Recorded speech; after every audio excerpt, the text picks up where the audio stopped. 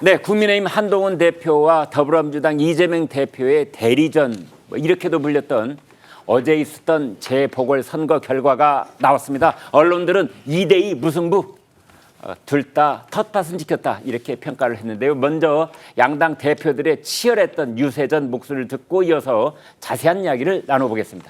들어보시죠. 제가 정치 시작한 다음에 약속한 것을 지키지 않는 것을 보셨습니까?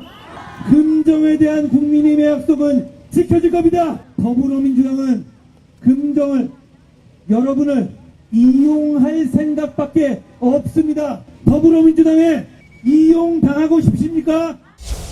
그런데 이 나라가 어디로 가고 있습니까, 여러분? 이번 선거가 그냥 금정구청장 누구 뽑을까? 이게 아니라는 것입니다, 여러분. 이번 기회에 2차 심판을 반드시 해야 합니다. 아, 이래서는 안 되겠구나. 그렇게 생각하게 만들어야 하지 않습니까? 자, 최 기자, 어제 밤 늦게 이제 재보선 결과가 다 나왔는데 오늘 아침 신문들 공통된 제목이 이변은 없다였어요. 네, 그리고 텃밭은 지켰다 이런 얘기도 나왔었는데요. 이번 재보궐선거 최종 투표율 일단 24.6%였습니다. 기초단체장 4곳이 53.9%, 서울시 교육감이 23.5%였는데 특히나 이 기초단체장 선거는 지난 강서구청장 투표율 48.7%, 또 그리고 지난 8회 지방선거 전국 투표 50.9%보다도 더 높은 수치였어서 참여율 자체가 높았다 이렇게 말씀드릴 수 있을 것 같고요. 금정, 부산 금정 그 양당 그러니까 국민의힘과 민주당 모두 텃밭을 지켜야 한다, 또 사수할 수 있다 이런 기류들이 강했는데 결국에는 텃밭을 지킨 국민의힘 윤희련 후보가 61%로 당선이 됐습니다. 인천 강화 역시 국민의힘 박용철 후보가 51%를 얻으면서 당선이 됐고요. 전남에서는 반대로 민주당 소속인 장세일 또 조상래 후보가 4파전을 겪은 끝에 영광과 곡성 군수에 나란히 당선이 됐습니다. 서울시 교육감 선거에서는 진보진영 정근식 후보가 50.4%의 득표율로 선출이 됐습니다.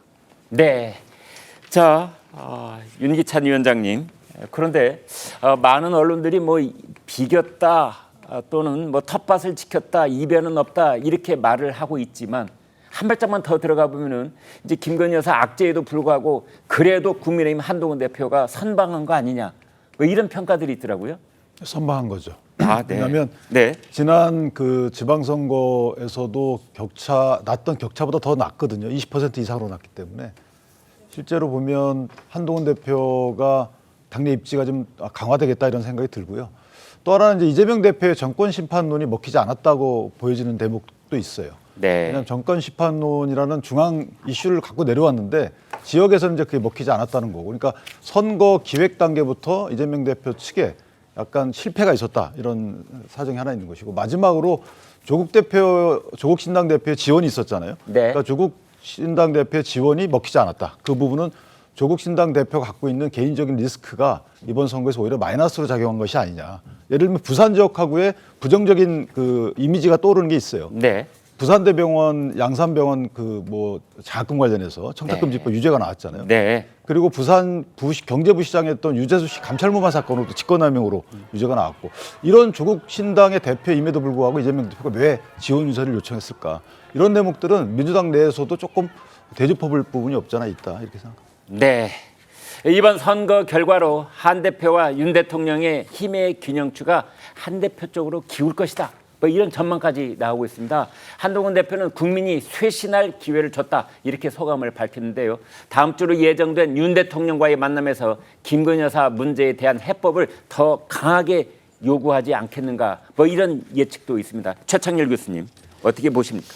저게 아주 애매하게 돼 있는 게, 네. 이게 당연히 이제 금정에서 이겼으니까, 금정은 국민의힘이 아주 우세한 지역이니까요. 역대 선거에서 한 번 빼고 다 이긴 지역이니까 윤 대통령에겐 아무런 타격이 없어야 돼요.